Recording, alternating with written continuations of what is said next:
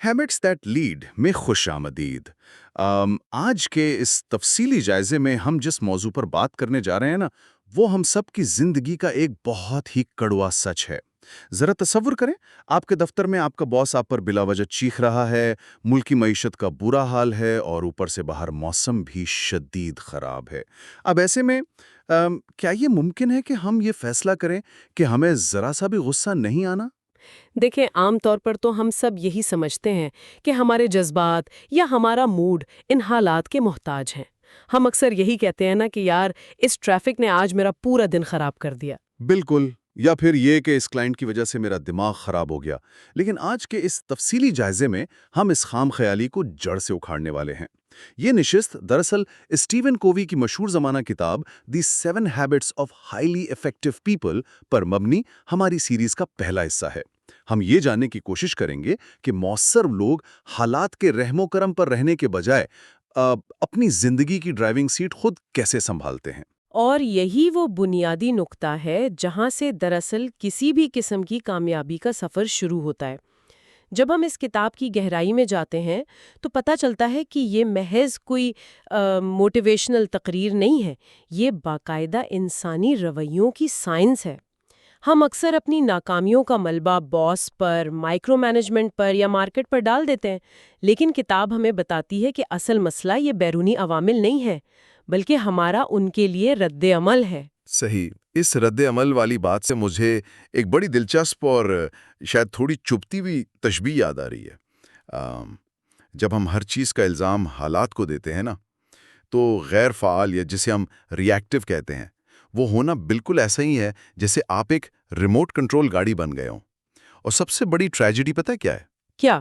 کہ ریموٹ کسی اور کے پاس ہے۔ ہاں ہاں ہاں۔ ہاں، وہ ریموٹ آپ نے خود اپنے ہاتھوں سے کسی اور کو تھمایا ہوا ہے۔ مطلب اگر باس غصے والا بٹن دبائے تو آپ غصے میں آ جاتے ہیں، موسم خرابی کا بٹن دبائے تو آپ اداس ہو جاتے ہیں۔ یہ گاڑی بس وہی کرتی ہے جو ریموٹ دبانے والا چاہتا ہے۔ یہ ریموٹ کنٹرول والی تشبیہ تو آپ نے بڑی کمال کی دی ہے۔ اسٹیفن کووی نے اسی صورتحال سے نکلنے کے لیے بی پرو ایکٹیو یعنی فعال ہونے کی عادت بتائی ہے۔ اب ہمارے ہاں ہوتا یہ ہے کہ پرو ایکٹیو ہونے کا مطلب صرف یہ سمجھا جاتا ہے کہ آپ نے دفتر میں کوئی نیا پروجیکٹ شروع کر دیا یا پہل کر لی۔ ہاں بالکل، عام طور پر یہی سمجھا جاتا ہے۔ لیکن کووی اس کی ایک بہت ہی گہری اور نفسیاتی تعریف بتاتے ہیں۔ وہ رسپانسبلٹی یعنی ذمہ داری کے لفظ کو 2 حصوں میں توڑ دیتے ہیں، رسپانس اور ایبلٹی، مطلب اپنے رد عمل کا انتخاب کرنے کی صلاحیت۔ ایک فعال انسان یہ مانتا ہے کہ اس کا رویہ اس کے شعوری فیصلوں کا نتیجہ ہے، نہ کہ اس کے حالات کا۔ لیکن ذرا ٹھہریں، مجھے یہاں آپ سے تھوڑا سا اختلاف ہے۔ ہم کوئی روبوٹ تو نہیں ہے نا؟ مطلب جب کوئی مجھ سے دفتر میں بدتمیزی کرے یا میرے کام کا کریڈٹ خود لے لے تو میرے اندر فوراً غصہ آتا ہے۔ یہ تو ایک مکمل طور پر فطری طبعی ری ایکشن ہے۔ ہم اتنی آسانی سے کیسے کہہ سکتے ہیں کہ جذبات کو سائیڈ پر رکھ کر کوئی رد عمل چن لیں؟ یہ تو پریکٹیکلی ناممکن لگتا ہے۔ یہ اختلاف بالکل بجا ہے، اور یہ سوال تو ہر اس انسان کے ذہن میں آتا ہے جو پہلی بار اس تصور کو پڑھتا ہے۔ لیکن ہمیں یہاں ایک باریک سا فرق سمجھنا ہوگا۔ دیکھیں، فطری طور پر ہم سب بیرونی عوامل سے متاثر ہوتے ہیں۔ گرم چائے ہاتھ پر گرے گی تو ظاہر ہے تکلیف ہوگی۔ بالکل، جلن تو ہوگی۔ اسی طرح کوئی تلخ بات کہے گا تو دل میں ٹھیس اٹھے گی، غصہ بھی آئے گا۔ ماہرین نفسیات اسے ابتدائی جذباتی لہر کہتے ہیں، لیکن اصل بات یہ ہے کہ وہ ابتدائی لہر آپ کا حتمی رد عمل نہیں ہے۔ پرو ایکٹیو لوگ اس لہر کو محسوس تو کرتے ہیں، لیکن وہ اپنا فائنل ری ایکشن وقتی جذبات کے بجائے اپنی ویلیوز یا اقدار کی بنیاد پر دیتے ہیں۔ اسی حوالے سے ایلینور روزویلٹ کا ایک بڑا زبردست قول کتاب میں ہے کہ کوئی بھی آپ کی رضامندی کے بغیر آپ کو تکلیف نہیں پہنچا سکتا۔ واہ، کوئی آپ کی رضامندی کے بغیر آپ کو تکلیف نہیں پہنچا سکتا۔ یہ الفاظ تو واقعی سوچنے پر مجبور کر دیتے ہیں۔ مطلب تکلیف پہنچانا ان کا کام تھا، لیکن اس تکلیف کو اپنے اندر رکھ کے سارا دن کڑتے رہنا میری اپنی رضامندی ہے۔ بالکل ایسا ہی ہے۔ اور اگر آپ غور کریں تو ہماری روزمرہ کی زبان اس رضامندی کو کس طرح ظاہر کرتی ہے۔ زبان کا کردار اس میں بہت اہم ہے۔ ری ایکٹیو لوگ ہمیشہ ایسی زبان استعمال کرتے ہیں جو انہیں صورتحال کی ذمہ داری سے بری کر دیتی ہے۔ جیسے کہ جیسے میں تو ہوں ہی ایسا، یا اس بندے نے مجھے غصہ دلا دیا، یا پھر میں یہ کام نہیں کر سکتا کیونکہ میرے پاس ٹائم نہیں ہے۔ ان جملوں کے پیچھے چھپا ہوا پیغام یہ ہے کہ میں بے بس ہوں، میرا اپنے اوپر کوئی کنٹرول نہیں ہے۔ صحیح، یعنی کنٹرول باہر کی دنیا کے پاس ہے۔ ہاں، لیکن اس کے برعکس فعال لوگ کہتے ہیں کہ میں کوئی اور راستہ تلاش کر سکتا ہوں، یا میں اپنا رد عمل خود چنوں گا۔ غیر فعال زبان کا سب سے خطرناک پہلو یہ ہے کہ یہ ایک سیلف فلفلنگ پروفیسی بن جاتی ہے۔ مطلب جو آپ بولتے ہیں آپ کا ذہن اسے ہی سچ مان کر ویسا ہی کرنے لگتا ہے۔ یعنی اگر میں بار بار یہ کہوں گا کہ میں کچھ نہیں کر سکتا تو میرا ذہن بس بہانے اور ثبوت اکٹھے کرنے لگ جائے گا تاکہ میری اس بے بسی کو جسٹیفائی کر سکے۔ یہ تو واقعی ایک خوفناک جال ہے۔ لیکن اگر یہ سب اتنا ہی شعوری انتخاب ہے تو یہ بتائیں کہ انسانوں کے پاس یہ سپر پاور آئی کہاں سے؟ مطلب کتے کے سامنے گوشت رکھیں تو وہ کھائے گا، اسے ماریں تو وہ بھونکے گا۔ انسان اپنا حتمی رد عمل کیسے روک لیتا ہے؟ اس کا جواب انسانی تاریخ کے ایک بہت ہی تاریک دور میں دریافت ہوا۔ کتاب میں ماہر نفسیات وکٹر فرینکل کی کہانی بہت تفصیل سے بیان کی گئی ہے۔ فرینکل ایک یہودی تھے اور انہیں نازیوں کے بدنام زمانہ ڈیتھ کیمپ میں قید کر دیا گیا تھا۔ ذرا سوچیں، ان سے ان کا خاندان، ان کا کریئر، ان کے کپڑے تک چھین لیے گئے تھے۔ اور وہ ایک ایسی جگہ تھے جہاں ہر وقت موت کا خوف ہوتا تھا۔ جو گارڈز تھے ان کا قیدیوں کے جسم اور ماحول پر پورا کنٹرول تھا۔ بالکل، انسان ہونے کے ناطے وہ مکمل طور پر بے بس تھے۔ لیکن اتنی اذیت اور تنہائی میں فرینکل نے ایک ایسی انسانی سچائی دریافت کی جس نے سائنس کی دنیا کو حیران کر دیا۔ انہوں نے مشاہدہ کیا کہ یہ گارڈز میرے حالات کو کنٹرول کر سکتے ہیں، مجھے جسمانی اذیت دے سکتے ہیں، لیکن وہ یہ کنٹرول نہیں کر سکتے کہ میں اس اذیت کو کیسے محسوس کروں گا۔ یعنی انہوں نے اپنے ذہن کے اندر ایک آزادی ڈھونڈ لی۔ جی، انہوں نے دریافت کیا کہ محرک یعنی باہر سے ملنے والی تکلیف اور رد عمل یعنی انسان کا اپنا رویہ، ان دونوں کے درمیان ایک فاصلہ ہوتا ہے، ایک چھوٹا سا خلا، اور اسی خلا میں انسان کی مکمل آزادی چھپی ہوئی ہے۔ محرک اور رد عمل کے درمیان کا خلا، یہ واقعی بہت گہری بات ہے۔ میں اسے ایک اور طریقے سے سمجھانے کی کوشش کرتا ہوں۔ ہم سب یوٹیوب ویڈیوز دیکھتے ہیں نا؟ یہ بالکل ایسا ہے کہ آپ کوئی تیز رفتار ویڈیو دیکھ رہے ہوں اور عین اس وقت جب کوئی آپ کی طرف پتھر پھینک رہا ہو، آپ اچانک سے پاز کا بٹن دبا دیں۔ واہ، کیا کمال کی مثال دی آپ نے۔ اسکرین رک گئی، اب پتھر ہوا میں معلق ہے، اور اس رکے ہوئے لمحے میں، اس خلا میں، آپ آرام سے سوچ سکتے ہیں کہ اب مجھے کیا کرنا ہے۔ کیا مجھے بھی پتھر اٹھانا ہے، جھک کر بچنا ہے، یا مسکرا کر آگے بڑھ جانا ہے؟ فرینکل دراصل ہمیں یہی بتا رہے ہیں کہ ہم انسانوں کے پاس یہ پاز بٹن قدرتی طور پر موجود ہے۔ بالکل، اور یہ پاز بٹن کام اس لیے کرتا ہے کیونکہ قدرت نے انسان کو 4 ایسی انوکھی صلاحیتیں دی ہیں جو جانوروں میں نہیں ہوتی۔ پہلی ہے خودآگاہی یا سیلف اویئرنیس، مطلب ہم اپنے ہی خیالات کو دور سے کھڑے ہو کر دیکھ سکتے ہیں۔ جیسے غصہ آتے ہی آپ کا دماغ آپ کو بتاتا ہے کہ دیکھو تمہیں غصہ آ رہا ہے۔ صحیح۔ اور دوسری صلاحیت کیا ہے؟ دوسری ہے تخیل یا امیجنیشن۔ ہم موجودہ تکلیف دہ لمحے سے ہٹ کر اپنے ذہن میں کوئی بہتر انجام سوچ سکتے ہیں۔ ہم تصور کر سکتے ہیں کہ اگر میں نے آرام سے جواب دیا تو اس کا کیا نتیجہ نکلے گا۔ زبردست۔ تو باقی 2 صلاحیتیں کون سی ہیں جو اس پاز بٹن کو مکمل کرتی ہیں؟ تیسری ہے ضمیر یا کانشس۔ یہ ہمارا اندرونی کمپس ہے جو ہمیں بتاتا ہے کہ چیخ کر جواب دینے سے شاید وقتی سکون مل جائے، لیکن یہ اخلاقی طور پر غلط ہے۔ اور چوتھی سب سے بڑی طاقت ہے آزاد مرضی یعنی انڈیپینڈنٹ ول۔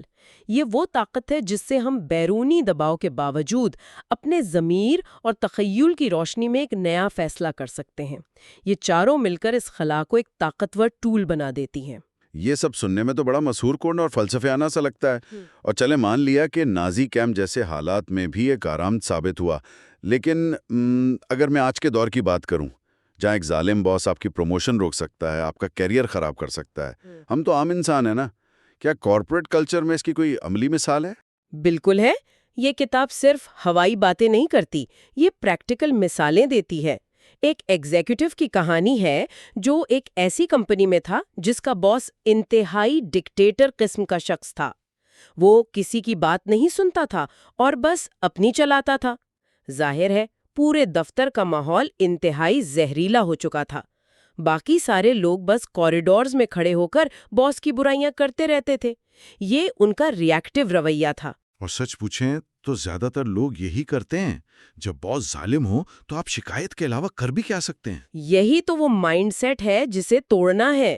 اس ایک پرو ایکٹیو ایگزیکٹو نے سوچا کہ میں حالات کا قیدی نہیں بنوں گا۔ اس نے وہ پاز بٹن دبایا۔ اس نے سوچا کہ باس پر تنقید کرنے سے کچھ نہیں بدلے گا، مجھے بس یہ دیکھنا ہے کہ میرے کنٹرول میں کیا ہے۔ اس نے باس کی خامیوں کو اگنور کیا اور یہ دیکھا کہ میں اس کی کمزوریوں کو کور کیسے کر سکتا ہوں۔ وہ میٹنگز میں باس کے مانگنے سے پہلے ڈیٹا تیار رکھتا اور صرف اپنے کام کو بہترین بناتا رہا۔ تو اس کا نتیجہ کیا نکلا؟ کیا باس ٹھیک ہو گیا؟ یہی ایگزیکٹو بس مفت کی محنت ہی کرتا رہا؟ باس کو احساس ہوا کہ یہ بندہ تنقید نہیں کرتا بلکہ کام کرتا ہے۔ باس کا اس پر اعتماد اتنا بڑھ گیا کہ وہ کوئی بھی فیصلہ کرنے سے پہلے باقاعدہ اس سے مشورہ لینے لگا۔ اس شخص نے باس کو نہیں بدلا تھا، اس نے صرف اپنا رد عمل بدلا تھا، اور اس کے مثبت ری ایکشن نے پورے دفتری ماحول کو بدل دیا۔ کیا بات ہے، اس نے وہی کیا جو اس کے کنٹرول میں تھا۔ چلیں یہ تو ہو گئی دفتر کی بات، لیکن ذاتی رشتوں میں یہ عادت کیسے کام کرتی ہے؟ وہاں تو جذبات بہت زیادہ انوالو ہوتے ہیں۔ ذاتی زندگی کی جو مثال کتاب میں ہے وہ واقعی بہت سے لوگوں کی سوچ کو جھنجھوڑ دیتی ہے۔ ایک شخص مصنف کے پاس آیا اور کہنے لگا کہ میری شادی تباہ ہونے والی ہے، اب مجھے اپنی بیوی سے کوئی محبت نہیں رہی، احساس ہی ختم ہو گیا ہے، میں کیا کروں؟ مصنف نے اسے بڑی سادگی سے کہا، اس سے محبت کرو۔ تو اس بندے نے کیا کہا؟ مطلب احساس ہی نہیں ہے تو محبت کیسے کرے؟ وہی نا، وہ بھی حیران ہو کر بولا کہ آپ شاید سمجھے نہیں، محبت کا جذبہ ہی مر گیا ہے۔ تو مصنف نے کہا کہ دیکھیں، محبت ایک فعل ہے، ایک ورب ہے۔ محبت کا احساس تو دراصل محبت کرنے کے عمل کا نتیجہ ہوتا ہے۔ جاؤ اس کی خدمت کرو، اس کی بات سنو، قربانی دو۔ یار مجھے اس پر سخت اعتراض ہے۔ مطلب یہ بات تو بالکل منافقت لگتی ہے۔ اگر ایک رشتے میں اتنی کڑواہٹ آ چکی ہے اور دل میں کچھ نہیں بچا تو کوئی زبردستی محبت کی اداکاری کیسے کر سکتا ہے؟ اندر سے چیڑ ہو رہی ہو اور باہر سے آپ مسکرا رہے ہو، یہ تو خود کو دھوکہ دینے والی بات ہے۔ یہ منافقت صرف تب لگتے ہے جب ہم یہ مان لیتے ہیں کہ ہمارے اعمال ہمارے جذبات کے غلام ہیں۔ سائیکالوجی میں CBT یعنی کوگنیٹیو بیہیویئرل تھراپی کا پورا تصور ہی اس پر ہے کہ اگر آپ اپنے ایکشنز کو بدلیں تو جذبات خود بخود ان کو فالو کرنے لگتے ہیں۔ پرو ایکٹیو لوگ پیار محسوس ہونے کا انتظار نہیں کرتے۔ جب آپ کسی کی خدمت کرتے ہیں، اسے سنتے ہیں، تو آپ کا دماغ اس رشتے کی اہمیت کو دوبارہ پروسیس کرتا ہے اور آہستہ آہستہ وہ احساس واپس آ جاتا ہے۔ یہ منافقت نہیں ہے، یہ اپنی ویلیوز کو اپنے جذبات پر ترجیح دینا ہے۔ یہ واقعی بالکل نیا زاویہ ہے۔ مطلب عمل پہلے ہے اور احساس اس کے پیچھے آئے گا۔ یہ بات منطقی بھی ہے۔ اور اسی حوالے سے کووی نے 2 بڑے اہم دائروں کا ذکر کیا ہے، سرکل آف کنسرن یعنی دائرہ فکر اور سرکل آف انفلوئنس یعنی دائرہ اثر۔ یہ کیا چیز ہے؟ اس سے ہمیں کیسے پتہ چلتا ہے کہ ہم اپنی انرجی کہاں ضائع کر رہے ہیں؟ یہ دراصل اس پاز بٹن کو پریکٹیکلی استعمال کرنے کا نقشہ ہے۔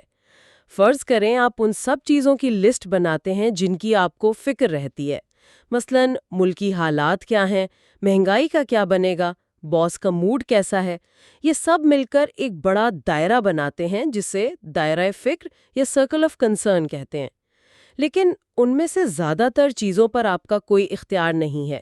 آپ اکیلے مہنگائی تو ختم نہیں کر سکتے نا۔ بالکل نہیں کر سکتا۔ اب ان چیزوں کی لسٹ بنائیں جن پر آپ کا واقعی کنٹرول ہے، آپ کی اپنی صحت، آپ کا کام، آپ کا اپنے گھر والوں کے ساتھ رویہ۔ یہ ایک چھوٹا دائرہ ہے جو اس بڑے دائرے کے اندر ہے۔ اسے دائرہ اثر یا سرکل آف انفلوئنس کہتے ہیں۔ تو اس کا مطلب ہے کہ ہماری ساری کشمکش ان 2 دائروں کے درمیانی ہوتی ہے۔ جی بالکل، اور جو پرو ایکٹیو لوگ ہوتے ہیں نا، وہ اپنی تمام توانائی اس چھوٹے دائرے پر لگاتے ہیں۔ جن چیزوں کو وہ بدل سکتے ہیں ان پر کام کرتے ہیں۔ جب وہ ایسا کرتے ہیں تو ان کا اعتماد بڑھتا ہے اور ان کا سرکل آف انفلوئنس بڑا ہونا شروع ہو جاتا ہے۔ جبکہ ری ایکٹیو لوگ اپنا سارا وقت اس بڑے دائرے میں ضائع کرتے ہیں، خبریں دیکھ کر پریشان ہوں گے، دوسروں کی خامیاں نکالیں گے، اور اس منفی انرجی کی وجہ سے ان کا جو اپنا دائرہ اثر تھا وہ بھی سکڑنے لگ جاتا ہے۔ یہ تو واقعی ایک بڑا ٹریپ ہے۔ ہم ان چیزوں کے پیچھے بھاگتے ہیں جن پر ہمارا بس نہیں چلتا، اور جو چیزیں ہمارے ہاتھ میں ہوتی ہیں وہ بھی گوا بیٹھتے ہیں۔ اگر ہم اس کو تھوڑا بڑے لیول پر دیکھیں، لیڈرشپ کے زاویے سے، ایک پوری ٹیم یا ادارے کا کلچر اس عادت سے کیسے بدل سکتا ہے، خاص طور پر جب سب لوگ مایوس بیٹھے ہوں؟ لیڈرشپ میں تو اس کا امپیکٹ اور بھی کمال کا ہے۔ کتاب میں ہوم امپروومنٹ انڈسٹری کی ایک مثال ہے۔ انڈسٹری میں معاشی بحران تھا، مارکیٹ کریش کر رہی تھی۔ اب ایگزیکٹوز کی ایک میٹنگ ہوئی تو پہلے دن سب بس مایوسی کی باتیں کرتے رہے کہ اکانومی کا کیا بنے گا، سیلز گر رہی ہیں، پورا کمرہ دائرہ فکر میں پھنسا ہوا تھا، کوئی حل کی طرف نہیں جا رہا تھا۔ تو پھر وہ صورتحال سے نکلے کیسے؟ کیا ان کے لیڈر نے کوئی زبردست قسم کی موٹیویشنل تقریر کی؟ نہیں، کوئی جذباتی تقریر نہیں ہوئی۔ اس لیڈر نے بس رخ بدل دیا۔ اس نے وائٹ بورڈ پر ایک سوال لکھا کہ حالات خراب ہیں، یہ سچ ہے، لیکن ہمارا رد عمل کیا ہونا چاہیے؟ ہم اپنے دائرۂ اثر میں کیا کر سکتے ہیں؟ جیسے ہی یہ سوال سامنے آیا، دماغوں نے کام کرنا شروع کر دیا۔ انہوں نے بحث شروع کی کہ ہم اخراجات کیسے کم کر سکتے ہیں، کسٹمر سروس کو بہتر کر کے مارکیٹ شیئر کیسے لے سکتے ہیں۔ جیسے ہی ان کا فوکس سرکل آف انفلوئنس پر گیا، کمرے کی فضا میں ایک نئی امید پیدا ہو گئی۔ زبردست! مطلب صرف ایک سوال بدلنے سے پوری ٹیم کی ڈائریکشن بدل گئی۔ اصل میں ایک اچھا لیڈر اپنی ٹیم میں رونا رونے کے بجائے ریسورسفلنس اور انیشیٹو کا کلچر پیدا کرتا ہے۔ وہ بتاتا ہے کہ وسائل کم ہوں گے، مسئلے آئیں گے، لیکن تم نے خود راستہ نکالنا ہے۔ جب یہ مائنڈ سیٹ بن جائے تو بیرونی حالات جتنے بھی خراب ہوں، ٹیم کوئی نہ کوئی راستہ نکال ہی لیتی ہے۔ اور تبھی ایک تنظیم حالات کے رحم و کرم پر نہیں رہتی، بلکہ اپنا مستقبل خود بناتی ہے۔ بہت خوب۔ ہم نے اس کی سائنس بھی سمجھ لی، پریکٹیکل مثالیں بھی دیکھ لی، لیکن اصل فائدہ تو تب ہے نا جب لوگ اسے اپنی زندگی میں لائیں۔ جو لوگ ہمیں اس وقت سن رہے ہیں وہ کل صبح سے کیا مختلف کریں؟ ان کے لیے کوئی عملی چیلنج ہے؟ جی بالکل۔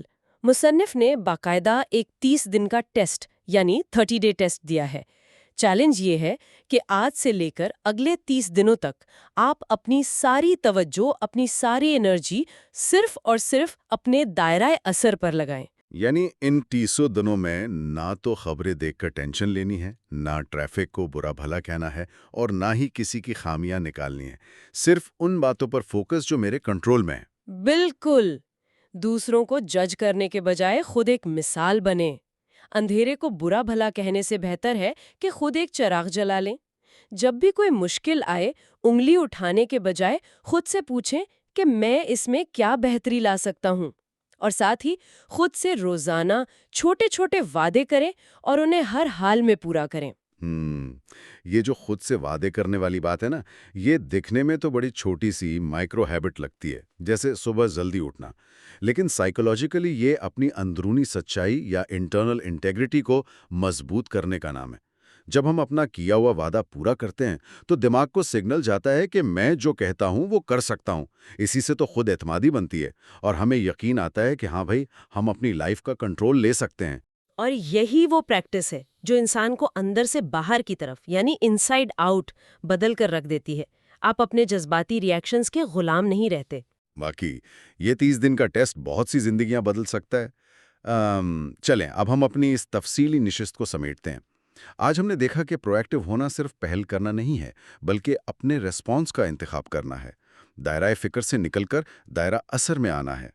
لیکن پروگرام ختم کرنے سے پہلے میرے ذہن میں ایک بڑا چھپتا ہوا سوال آ رہا ہے۔ جی، کیا سوال ہے؟ دیکھیں، ہم نے حال اور مستقبل کی تو بہت بات کر لی، لیکن ان غلطیوں کا کیا جو ہم ماضی میں کر چکے ہیں؟ وہ تو انسان کے گلے کا توق بن جاتی ہیں۔ بعض اوقات ماضی کی غلطی کا بوجھ اتنا ہوتا ہے کہ انسان آگے بڑھنے کا سوچ بھی نہیں پاتا۔ اس صورتحال میں ایک پروایکٹیو انسان کیا کرے گا؟ یہ بہت ہی اہم نقطہ اٹھایا ہے آپ نے۔ ماضی کی غلطیوں کا بوجھ واقعی کمر توڑ دیتا ہے، لیکن اگر ہم اسے پرو ایکٹیو لینس سے دیکھیں تو جو ماضی میں ہو چکا وہ اب ہمارے سرکل آف کنسرن یعنی دائرہ فکر کا حصہ ہے۔ وہ ہمارا دائرہ اثر نہیں رہا، کیونکہ ہم ٹائم مشین میں بیٹھ کر ماضی کو بدل تو نہیں سکتے نا، وہ کنٹرول سے باہر ہے۔ صحیح۔ تو پھر ان غلطیوں کے سائے میں رد عمل کیسا ہونا چاہیے؟ جو ری ایکٹیو انسان ہوگا وہ یا تو ان غلطیوں پر قہتا رہے گا یا پھر انہیں چھپانے، جواز پیش کرنے اور دوسروں پر الزام ڈالنے کی کوشش کرے گا۔ لیکن ایک فعال انسان فوراً اپنی غلطی تسلیم کرتا ہے، وہ اسے چھپاتا نہیں ہے بلکہ اسے سدھارنے کی کوشش کرتا ہے اور اس سے سیکھتا ہے۔ کووے کہتے ہیں کہ غلطی کو تسلیم نہ کرنا اور اس پر پردہ ڈالنا دراصل ایک دوسری اور بہت بڑی غلطی ہے۔ یعنی پردہ ڈالنے کی کوشش اس زہر کی طرح ہے جو وقتی طور پر چھپ جاتا ہے لیکن اندر ہی اندر انسان کو کھوکھلا کر دیتا ہے۔ بالکل۔ آئی بی ایم کے بانی ٹی جے واٹسن کا ایک بڑا خوبصورت قول کتاب میں موجود ہے کہ کامیابی ناکامی کے بالکل اس پار ہے۔ ایک پرو ایکٹیو انسان ماضی کی غلطی کو دیوار نہیں سمجھتا بلکہ کامیابی کی طرف جانے والا ایک زینہ، ایک استاد سمجھتا ہے۔ کامیابی ناکامی کے بالکل اس پار ہے، کیا کمال کی بات ہے۔ یہ قول واقعی انسان کو ماضی کے پچھتاووں سے آزاد کر سکتا ہے۔ تو آج کی اس نشست کے آخر میں ہم سب کو خود سے یہ سوال ضرور پوچھنا چاہیے کہ ہماری زندگی میں ایسی کون سی پرانی غلطی یا تلخی ہے جسے ہم آج بھی پکڑ کر بیٹھے ہیں اور جو ہمارے آج کے موڈ اور جذبات کو کنٹرول کر رہی ہے۔ کیا وہ پرانی غلطی کہیں وہ ریموٹ کنٹرول تو نہیں بن گئی جس کا ہم نے شروع میں ذکر کیا تھا؟ آج اس غلطی کو تسلیم کریں، اس سے سیکھیں اور اپنا ریموٹ کنٹرول واپس اپنے ہاتھ میں لیں۔ یاد رکھیں کہ حالات کو کنٹرول کرنا ایک مسلسل سفر ہے اور یہ پاز کا بٹن دبانے سے شروع ہوتا ہے۔ اس تفصیلی جائزے کی اگلی کڑی میں ہم ایک اور زبردست عادت پر بات کریں گے، یعنی begin with the end in mind. وہ ہمیں سکھائے گی کہ کامیابی کی سیڑھی جس دیوار پر ہم لگا رہے ہیں کہیں وہ دیوار ہی تو غلط نہیں۔ تب تک کے لیے اپنا پاز بٹن استعمال کرتے رہیں اور اپنے فیصلوں کو آپ کی زندگی کی رہنمائی کرنے دیں۔